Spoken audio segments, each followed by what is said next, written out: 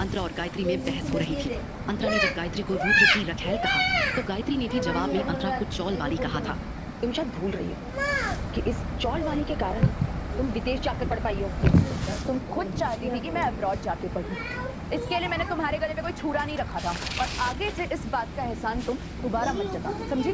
और रोज तुम्हें छोड़कर मेरे पास आ रहे हैं, उसके जिम्मेदार भी तुम खुद हो। इतने सालों में तुम मुझे शायद सेटिस्फाई ही नहीं कर पाई।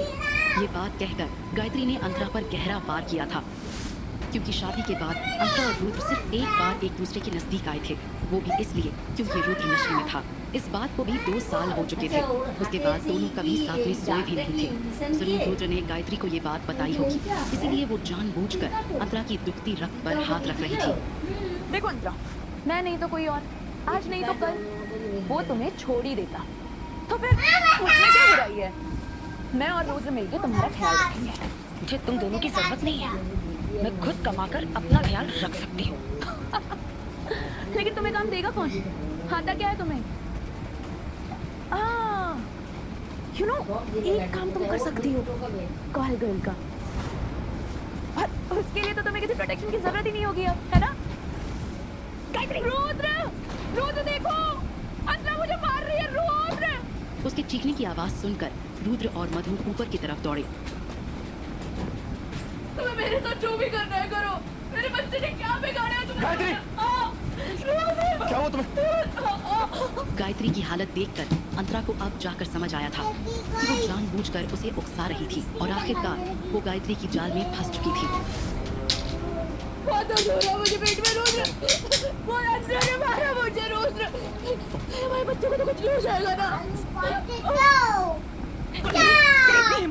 तूने आहूजा खानदान के होने वाले वारिस को नुकसान पहुंचाने की कोशिश की। ये कहते हुए मधु ने अंतरा को 2 थप्पड़ लगा दिए। बहुत दर्द हो रहा है मुझे। हमें से हॉस्पिटल लेके जाना होगा, मैं बिल्कुल रिस्क नहीं ले सकता। मैं एम्बुलेंस को कॉल कर। अगर मेरे होने वाले बच्चों को कुछ हुआ ना, मैं तुम्हें छोड़ूंगा नहीं। रुद्र, ऐसी को कुछ नहीं होगा, क्योंकि मैंने इसे हाथ भी नहीं लगाया। लेकिन तुम्हें मेरी बात पर भरोसा कहाँ होगा? भरोसा करने लायक तुमने कुछ छोड़ा है?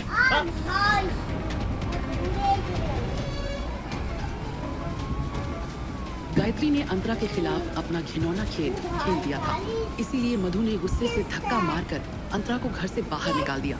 एक बांझ होना अंतरा के लिए श्राप बन गया था। लेकिन क्या सचमुच अंतरा मां नहीं बन सकती थी, या फिर इसके पीछे कोई साजिश थी? आज के बाद अपनी मनहूस शक्ल कभी मत दिखाना। एक तरफ एम्बुलेंस का दरवाजा बंद हुआ और दूसरी तरफ मधु ने घर का दरवाजा बंद कर दिया।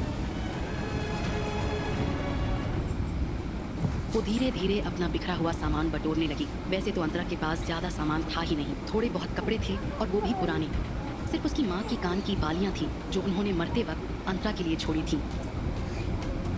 अंतरा की माँ उसके पैदा होते ही गुजर गई थी। अंतरा को उसके दोनों मामाओं ने पाल पोस कर बड़ा किया था। 2 में से एक मामा ने शादी ही नहीं की थी और दूसरे मामा की पत्नी उनके साथ रोज झगड़ा करती थी। और एक दिन वो मामा और अपनी बेटी गायत्री दोनों को छोड़कर चली गई। इतनी तकलीफों के बावजूद भी उसके मामाओं ने कभी उसका साथ नहीं छोड़ा था, इसलिए अंतरा उन दोनों की काफी एहसानमंद थी। क्योंकि अगर वो दोनों नहीं होते तो अंतरा शायद किसी अनाथ आश्रम में बड़ी होती। लेकिन अंतरा के मामाओं की आर्थिक स्थिति ज्यादा मजबूत नहीं थी, इसीलिए जब गायत्री की पढ़ाई और करियर की बात आई तब अंतरा ने खुशी खुशी अपनी पढ़ाई अधूरी छोड़कर काम करना शुरू कर दिया था। अंतरा भले ही 12वीं तक पढ़ी थी, लेकिन उसने और उसके मामाओं ने दिन रात मेहनत करके गायत्री को फॉरेन यूनिवर्सिटी पढ़ने भेजा था। और वापस आने के बाद अंतरा ने ही रुद्र से बात करके गायत्री को रुद्र के अंडर जॉब दिलवाई थी। रुद्र गायत्री की अदाओं पर आकर्षित होने लगा था। गायत्री को इस बात का अंदाजा था, लेकिन वो रुद्र की जिंदगी में अंतरा की जगह लेना चाहती थी। अपनी बहन अंतरा की जिंदगी उजाड़ने से पहले उसने एक बार भी उसके बारे में नहीं सोचा। अंतरा अपना सामान लेकर आंसू पोंछते हुए मेन गेट के बाहर आ गई। ऐसी कोई जगह नहीं थी जहाँ वो इस वक्त जा सकती थी। तभी उसकी दोस्त तन्वी का कॉल आया। तो ये बता कि इस वक्त तू है कहाँ? तो वहीं रुक, मैं अभी पहुंचती हूँ। वो लोग अपने आप को समझते क्या है? तू चल मेरे साथ पुलिस स्टेशन, अभी उनकी अकल ठिकाने लगाती हूँ। ना यार, मुझे किसी की कोई कंप्लेन नहीं करनी। मैंने तुझे कितना समझाया था कि रुद्र तेरे लिए ठीक नहीं है, लेकिन तू एक ही मानी नहीं और उससे शादी करनी। हाँ शायद इसलिए मेरी ये हालत हुई। नहीं यार, मेरा वो मतलब नहीं था। मैं जानती हूँ कि वो मेरे लिए गलत नहीं सोच सकती, लेकिन अब मुझे इस बारे में कोई बात नहीं करनी। अच्छा तू ज़्यादा मत सोच, सब ठीक हो जाएगा। और रहने खाने की तो तू चिंता बिल्कुल ही मत कर। तू मेरे साथ मेरे घर पे रहेगी, ठीक है? कितने दिन रहूंगी तेरे घर बता। क्या फर्क पड़ता है कितने भी दिन हो जाए, जब तेरे रहने का इंतजाम हो जाए तब चली जाना। मुझे पता है कि तू मेरी केयर करती है और तू जो भी कह रही है ना वो दिल से कह रही है, लेकिन मैं तेरे घर नहीं रुक सकती। और तू टेंशन मत ले, मैं देख लूंगी। अच्छा वो सब बाद में डिस्कस कर। तूने कुछ खाया? नहीं। तो क्या खाई? बता। मुझे भूख नहीं है, मुझे ड्रिंक करना है। अच्छा ठीक है, लेकिन थोड़ी सी, हाँ? और उसके बाद तुझे कुछ खाना पड़ेगा, ठीक है? अंतरा और तन्वी जैसे ही एक 5 स्टार होटल के क्लब में घुसे, वहाँ का बारटेंडर उसे देखने लगा। ऐसा लग रहा था जैसे उसे उनके आने की खबर पहले ही मिल चुकी थी। उसने अपने फोन से किसी को फोन किया। तन्वी इस होटल में अक्सर आती जाती थी, इसीलिए वो अंतरा को अपने रेगुलर टेबल पर ले गई। अंतरा ने वाइन की बोतल उठा ली और सीधे उसी से वाइन पीने लगी। यार क्या कर रही है? मैंने तुझे पहले ही बोला था कि तू कम पिएगी। वैसे ही तू ड्रिंक नहीं करती है, इससे तुझे हजम भी नहीं होगी यार। तू छोड़ इसको। मैं ठीक हूँ, आज मुझे पीने थे। उसने ये कह तो दिया था, लेकिन उसकी कत्थई आंखों से फिर से आंसू की धार बहने लगी। कुछ ही देर में अंतरा को नशा चढ़ने लगा। तन्वी के पापा बहुत बड़े बिजनेसमैन थे, इसीलिए उनकी कंपनी के नाम एक स्वीट हमेशा होटल ओशन स्टार में रिजर्व रहता था। बस कर यार, अभी हो गया।